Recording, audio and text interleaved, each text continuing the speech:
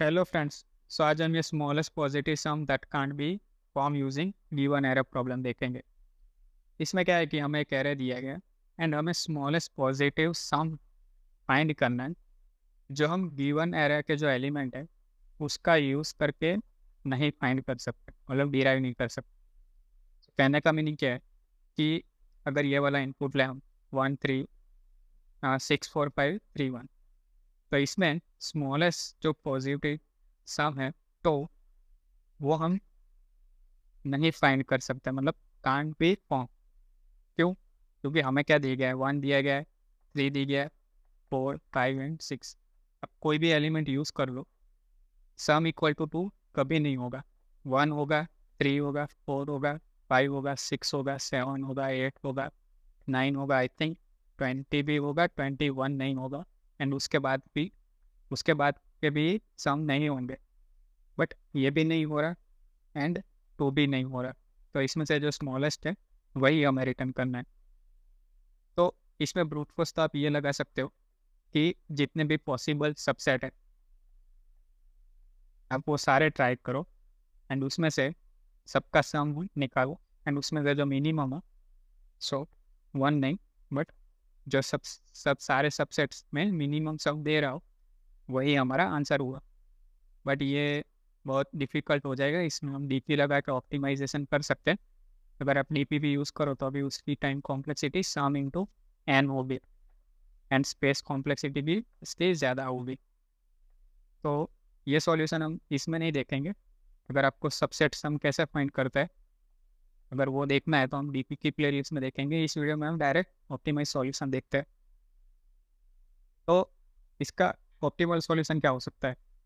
देखो, हमें क्या बोला गया कि हमें स्मॉलेस्ट सम जो हम फाइंड नहीं कर सकते उससे ही मतलब है। अगर आपको लार्जेस्ट बोला होता तो आप क्या करते? आप, आप पूरे एरे को ट्रैवर्स करके सम कर लेते एंड सम प्लस 1 कभी फॉर्म नहीं होता। सो वो तो डायरेक्टली हो जाता, बट स्मॉलेस्ट बोला गया है इसलिए ये थोड़ा ट्रिकी प्रॉब्लम हो जाए। तो देखो, सबसे पहले हम अज्यूम करते हैं कि हमारा आंसर 1 है। बट अब हम 1 कैसे चेक करेंगे कि फॉर्म हो रहा है कि नहीं?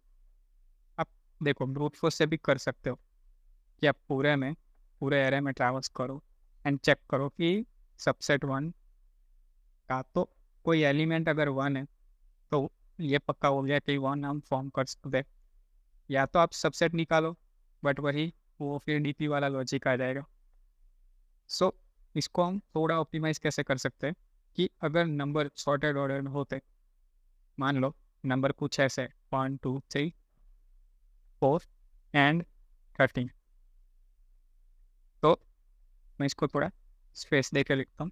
1 2 3 4 13। अब जब आप स्टार्टिंग करो तो अज्यूम करो कि 1 फॉर्म नहीं हो रहा एंड जो पहला एलिमेंट है आप वो देखो। अगर वो element less than and equal to हमारा आंसर है तो उसका मतलब ये हुआ कि हम ये सम फॉर्म कर सकते हैं।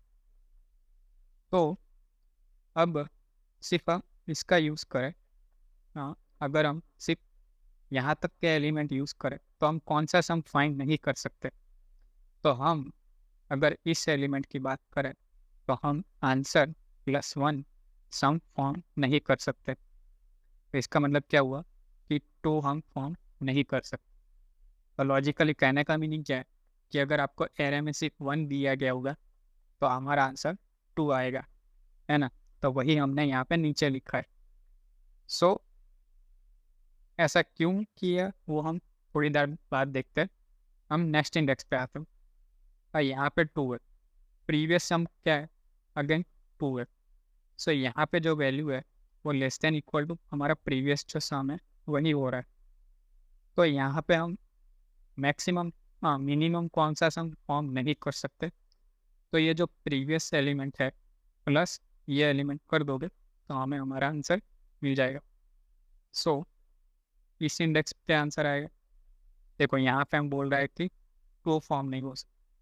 अगर हम ये 2 इंडेक्स यूज़ करें तो हम ऐसा बोल रहे हैं कि फॉर्म 4 हम फॉर्म नहीं कर सकते। सो कहने का मीनिंग क्या है, अगर आपको 1 एंड 2 ऐसे दो ही एलिमेंट दिए होते तो देखो हम सम 1 फॉर्म कर पा रहे हैं ये यूज़ करके, 2 फॉर्म कर पा रहा है यूज़ करके, 3 फॉर्म कर पा रहा है, 1 + 2 3 होता है, बट 4 नहीं मिल रहा, तो वही हमने यहाँ पे नीचे लिखा है। फिर आप नेक्स्ट इंडेक्स पे जाओ।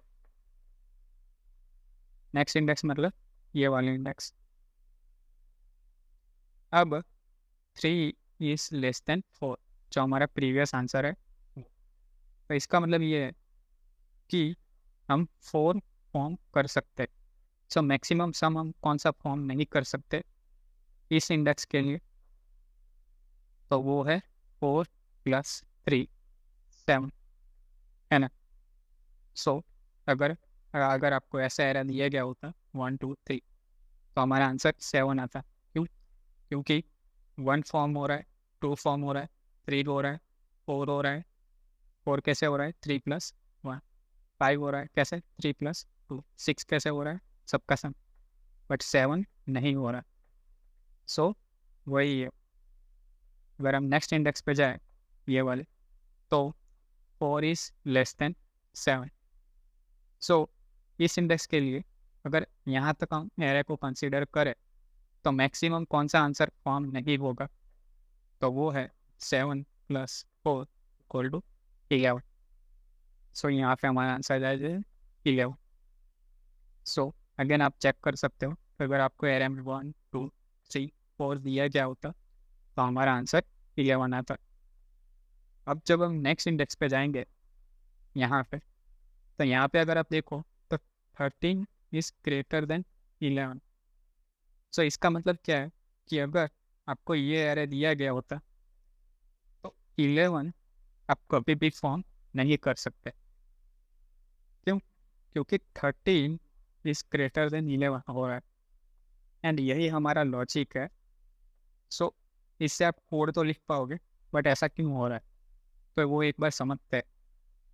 मान लो कि हमारा जो एलिमेंट है, एरे का एलिमेंट है, यहाँ तक हमने अज्यूम किया कि n हमारा मैक्सिमम सम है, वो हम फॉर्म नहीं कर पा रहे, है ना। सो यहाँ पे जो नीचे हमने लिखा वो क्या है कि यहाँ तक अगर हम कंसीडर करें तो ये हमारा आंसर है। सो n हमारा आंसर है। इसका मतलब क्या है कि 1 2 3 4 से लेके n-1 तक हमारा सम फॉर्म हो सकता है। बट नेक्स्ट हमें कौन सा है? मान लो हमें नेक्स्ट मिला x, एंड हम क्या बोल रहे हैं, अगर x लेस देन n है तो हम x + 1 तक तक के आंसर, मतलब x + 1 -1 तक के आंसर हम, मतलब -1 तक के सम हम डिराइव कर सकते हैं, बट x + n डिराइव नहीं कर सकते। तो ऐसा क्यों? सो अगर मान लो यहाँ पे हमारा n है, हमारा आंसर है n, या 11, हम क्या बोल रहे हैं 1 से लेके n-1 तक। सो अज्यूम करो कि ये 11 है, एंड नेक्स्ट हमें कोई नंबर मिला जो लेस देन 11, तो उसका मतलब क्या है कि सारे जितने भी प्रीवियसली जितने भी हमारे आंसर हमें मिल रहे हैं, अगर उसमें हम x ऐड करें तो वो हमारा सम फॉर्म हो रहा है। सो अगर इस x को हम ऐड करें तो पहले देखो 1 से लेके n-1 तक के सम फॉर्म हो रहे थे, अब नया एलिमेंट क्या आ रहा है x, तो इसका मतलब क्या है कि x + 1 भी सम फॉर्म हो पाएगा। क्यों? क्योंकि पहले 1 फॉर्म हो रहा है, 2 हो रहा है, 3 हो रहा है, तो x को ऐड करने पे x + 1 होगा, x + 2 भी होगा, x + 3 भी होगा। ऐसे कहाँ तक हम कर पाएंगे? x-1 तक। सो एंड हमने क्या बोला है कि x लेस देन n-1, तो इससे एक कंडीशन सेटिस्फाई होगी कि x + 1 है वो या तो less than and equal to n है, एंड वो less than and equal to x + n-1 है। सो कहने का मीनिंग क्या है, अगर मान लो x है वो इक्वल टू n है, तो इसका मतलब क्या है कि हम n सम तो डिराइव कर सकते हैं, एंड सो अगर x इक्वल टू n है, इसका मतलब हम n सम डिराइव कर सकते हैं। तो ऐसा क्यों? क्योंकि देखो प्रीवियसली 1 से लेकर n-1 तक के सम फॉर्म हो रहे थे, तो अब सब में अगर हम x ऐड करेंगे तो ये जो n है वो इसके बीच में ही कहीं पे होगा। सो ये जो नए सारे सम हैं हमारे, इसके बीच में कहीं पे n होगा, है ना। सो ये कंडीशन सेटिस्फाई हो रही है। दूसरी कंडीशन क्या है कि n less than equal to x minus 1। तो यहाँ पे अगर n अगर हम निकाल लें, x is greater than equal to 1, so greater than 1, ऐसा हम बोल सकते हैं, है ना। सो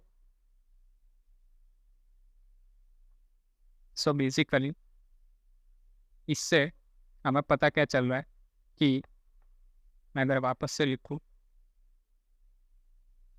यहाँ तक मान लो हमारा n सम फॉर्म नहीं हो रहा, हमारा नंबर मान लो x है। अगर n सम फॉर्म नहीं हो रहा है यहाँ तक, तो इसका मतलब क्या है कि हम 1 फॉर्म कर पा रहे हैं, 2 कर पा रहे हैं, 3 कर पा रहे हैं, ऐसे लेकर n-1 सम फॉर्म कर पा रहे हैं। अगर अब नया एलिमेंट x आ रहा है तो उसका मतलब हम x+1 भी फॉर्म कर पा रहा है, x+2 भी फॉर्म कर पा रहा है, x+3 भी फॉर्म कर पा रहा है, एंड x+n-1 भी फॉर्म कर पा रहा है। बट नेक्स्ट कौन सा नंबर हम फॉर्म नहीं कर पाएंगे? तो वो है x+n। तो ये हम फॉर्म नहीं कर पाएंगे। इसीलिए अगर यहाँ पे अगर हम थर्ड के लिए हमारा आंसर देखें तो प्रीवियसली हम 4 तक सम फॉर्म कर पा रहे थे। अगर हम 3 को इंक्लूड करें तो मैक्सिमम जो हमारा मतलब मिनिमम हमारा जो आंसर होगा वो 7 होगा, क्योंकि 4+3 हम फॉर्म नहीं कर पाएंगे। तो यही था इसका, हाँ, इसके पीछे का लॉजिक। अगर इसका कोड अगर हम देखने जाए तो सिंपल है। सो हमें बेसिकली करना क्या है, तो देखो जो एलिमेंट है वो सारे इंटीजर। तो अगर आप इंटीजर का सम करते जाओगे तो आंसर हमारा लॉन्ग हो जाएगा। तो इसके लिए हमें रिटर्न क्या करना है, लॉन्ग लॉन्ग रिटर्न करना है। हमें एक फंक्शन कंप्लीट करना है, कौन सा? स्मॉलेस्ट पॉजिटिव सम।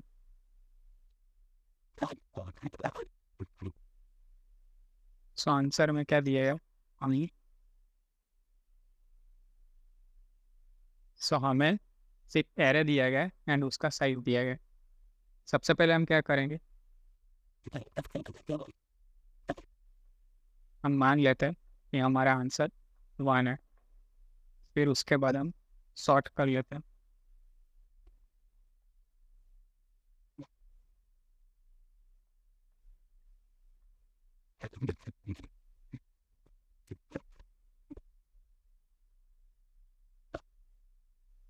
सॉर्ट करने के बाद हम 0th इंडेक्स से स्टार्ट करते हैं।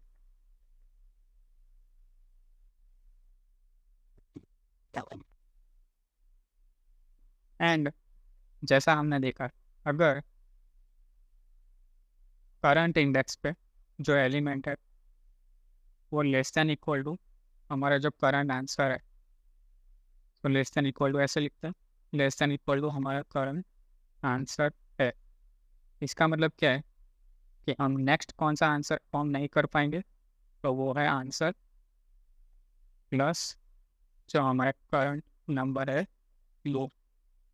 बट अगर ऐसा नहीं है तो इसका मतलब क्या हुआ कि जो आंसर है वही फॉर्म नहीं कर पाएंगे। तो हम बेसिकली करेंगे क्या कि ब्रेक कर देंगे एंड इन द एंड हम आंसर को रिटर्न कर देंगे। सो यही था सिंपल इम्प्लीमेंटेशन इसका। अगर इसकी टाइम कॉम्प्लेक्सिटी देखें तो हम सबसे पहले यहाँ पे सॉर्ट कर रहे हैं। तो अगर आप बेस्ट सॉर्टिंग एल्गोरिथम यूज़ करो तो अभी उसकी टाइम कॉम्प्लेक्सिटी क्या होगी, n log है। एंड फिर उसके बाद हम एक लूप को मारा एन टाइम, तो ये भी गो ऑफ एन टाइम, ये भी गो ऑफ एन लॉग एन। तो इसमें से जो हम कर रहे हैं वो सब कांस्टेंट टाइम ऑपरेशन ही है। तो ओवरऑल हम बोल सकते हैं कि हमारी time complexity n log n plus n है, तो इसको ओवरऑल हम एन लॉग एन भी बोल सकते हैं। एंड हमारी स्पेस कॉम्प्लेक्सिटी क्या होगी, तो अब कौन सा सॉर्टिंग एल्गोरिदम यूज़ करते हैं उसके ऊपर डिपेंड करता है। अगर आप मर्ज सॉर्ट यूज़ करोगे तो टाइम स्पेस कॉम्प्लेक्सिटी रहेगी, बट C++ का आई थिंक जो बाय डिफॉल्ट इम्प्लीमेंटेशन है सॉर्ट का, वो क्विक सॉर्ट यूज़ करता है, तो उस केस में हमारी स्पेस कॉम्प्लेक्सिटी कांस्टेंट रहेगी। तो इस वीडियो में इतना ही। जो इसका डीपी सॉल्यूशन है वो हम इस वीडियो में नहीं देखेंगे, क्योंकि वो ऑप्टिमल सॉल्यूशन वैसे भी नहीं है। उसमें हमारी टाइम कॉम्प्लेक्सिटी क्या होगी डीपी वाला केस में, सम T2n, एंड उसमें थोड़ी स्पेस कॉम्प्लेक्सिटी भी हाई रहेगी। तो ये जो हमने आंसर देखा, ये हमारा ऑप्टिमल सॉल्यूशन है। तो ये आप इंटरव्यू में बता सकते हो। डीपी वाला हम डीपी के प्लेलिस्ट में देखेंगे। तो इस वीडियो में इतना ही, मिलते हैं नेक्स्ट वीडियो में।